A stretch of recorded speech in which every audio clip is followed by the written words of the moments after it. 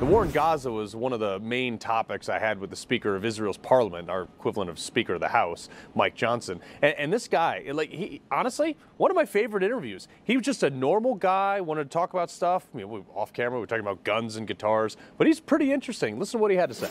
Well, Speaker Ohana, I appreciate you having us in your office today. We walked in. Seem like a guy I'd like. You're the party of guns. You got guitars over here. Oh, yeah. Guns and guitars are my two favorite things, other than politics. Thank you for having me, Carl. It's a pleasure to be here with you. No, this is great. This is my first time in the Middle East not being shot at, so it's nice. But, it was interesting just we just intercepted a few hours ago a Yemenite missile going from the Houthis. Yeah. So we almost could break that tradition. Yeah. So we got a chance to hear some gunfire at some of the borders here, some of the wars going on. But, one of the big things right now that you guys are engaged in is this war in Gaza right now. Yeah. I've talked to a number of your counterparts in various different parts of government about this, and a lot of people still don't understand that you have half the faction of your government that doesn't want to invade Gaza, yet what's the other option? Well, there is no other option. If you strive to end the cycle of violence, you must finish Hamas, and there is no other way than evading Gaza, confronting them, fighting them. We have tried many other methods before. As you have rightfully stated in one of your statements, we have left Gaza completely 20 years ago. Right. And how'd that turn out? Yes. In 2005, the Israeli government, headed by the late Ariel Sharon, accepted the disengagement plan, which meant we have ended our presence in Gaza completely. Soldiers, civilians, settlers. We even took the dead out of the graves because we knew what would happen if we lived in there. Some expected that Gaza would become the Singapore of the Middle East. Can you imagine that? I remember the headlines. Yeah. Others were more skeptical. They said maybe not the Singapore of the Middle East, but at least from that region we will face no more violence, because what's the case? Mm-hmm. With the foreign aid they have received throughout the years, they could have paved the stairways of Gaza in gold. They could have. What they did instead is to dig terror tunnels underneath our villages, to get missiles and rockets that would go further and further to kill more and more Israelis. And now October 7th. For this to end, you must finish Hamas. Well, what's crazy to me is Egypt won't take any of them. Not the civilians, not the refugees, not the children. Egypt won't take any of them. President Trump is talking right now with your government about South Sudan and potentially moving some of them there. It's difficult to get anybody in the Middle East to take anybody from Gaza, yet you guys are supposed to coexist? Guess why? This is the first time ever that a sitting president in the White House is thinking outside of the box, presenting something new that has a true potential to end the cycle of violence. Let them have the best lives ever elsewhere. Let us separate willingly. So we are very hopeful that this plan that President Trump presented could be implemented, if not fully, at least partially. Yeah. I think it is a great idea. And President Trump has these kind of ideas outside of the box, thinking rationally. He's a very smart, very clever person. And that's why we like him, too. Yes, and we love him. Yeah. The other thing, too, is you've got world leaders over 40 countries now, but recently England, France, Spain, Canada, saying, hey, you know what? We're calling for a Palestinian state. And, we walked around here and I asked people, hey, where is Palestine in your mind? They just laugh at you. How can you have other countries calling to divide up property you took in the 6-Day War that is Israeli property and making it a state of people that want to kill you? They used to say about Beirut, it is the Paris of the Middle East. Now Paris looks like the Middle East of Europe. Yeah. And I say to President Macron, to Prime Minister Stammer, and all of those wanting to establish a so-called Palestinian state, put it up in London, put it up in Paris, in your countries, because we are not going to reward the atrocities of October 7th, which is what they do. Yeah. And who is it that praises them? Hamas. Openly. Praises Macron, praises Prime Minister Stammer. Why is that? because in our region, everyone gets the message. Hamas won. Once they recognize a Palestinian state, this was the goal, and then Hamas won. We're not going to let that happen. And I'm very happy that America stands with us on that too. Yeah.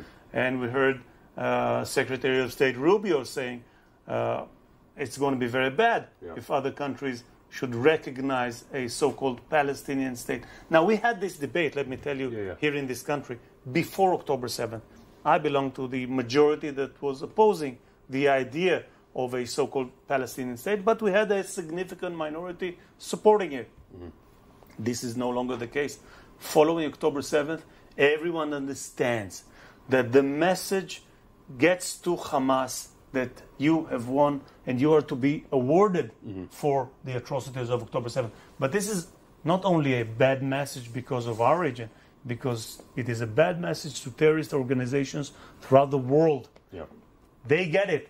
This is how you get the job done. Yeah. Burning, killing, murdering, raping, mutilating. This is how you get the job done.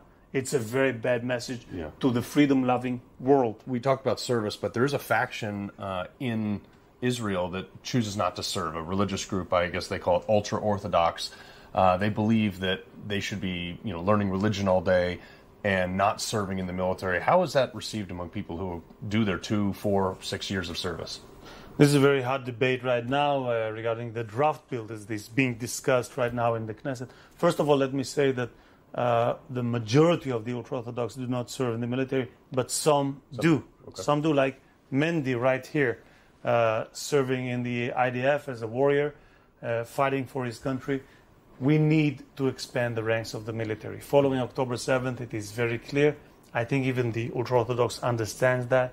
And this is what we're working on, to find a formula that would allow us to expand the ranks of the military, having a better share of the burden, of the national burden in this country. And on the other hand, of course, to be able to recruit an ultra-Orthodox and let him be an Orthodox in the military. Right. We need to adjust the military to be able to do that. So this is what we are working on. It's a very hot issue, but I bet that we can manage to bring a bill that would be beneficial both to the ultra-Orthodox society, to the Israeli society, and to this country. So Iran, obviously, big issue here. They have tentacles everywhere. Hezbollah, obviously, Gaza, they've been heavily funding the Hamas militants down there. Houthis. Yeah, Houthis. The American military obviously just basically turned a whole section of their country into a parking lot. But you guys are still dealing with massive funding and weapons from them. Absolutely, and I think we need to understand that this is very far from being a local conflict. This is a global struggle. Because the ideology portrayed by the Ayatollah regime of Iran seeks to dominate the world. I want to show you something, Carl, that happened just recently in the Iranian parliament. Now, what you would see here is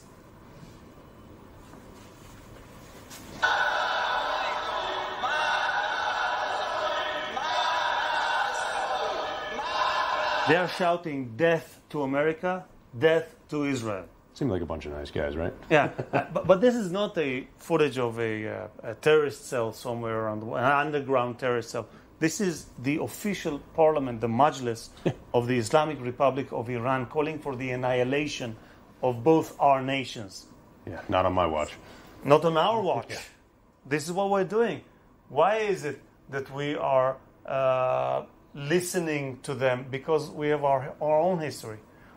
We cannot ignore genocidal threats when we hear them. We did it before with Hitler.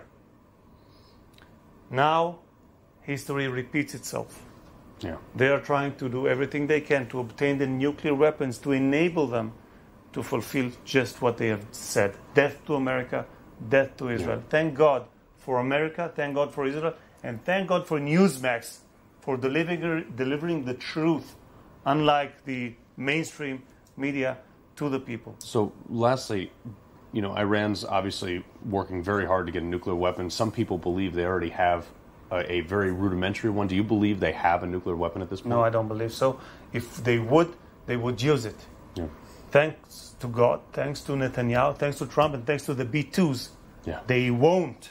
The sense of duty that I've seen of the Israeli people is actually remarkable. And I want to touch on gun culture. I mean, America is the gun capital of the world, 450 million guns. But, I walk around here, it makes me feel great to see men and women even carrying guns openly. And it's part of culture here because you guys have these people a mile down the road.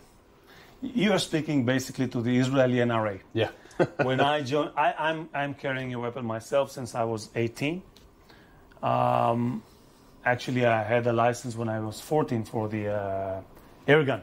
Okay. But whenever I joined the Knesset, I entered the Knesset at the end of 2015. The same week, we have faced a terrorist attack in Tel Aviv. It was a Friday noon, the midst of the city, and no one was there to confront the terrorist that shot and killed 2 people and wounded others, and then kidnapped a taxi, killing the taxi driver later.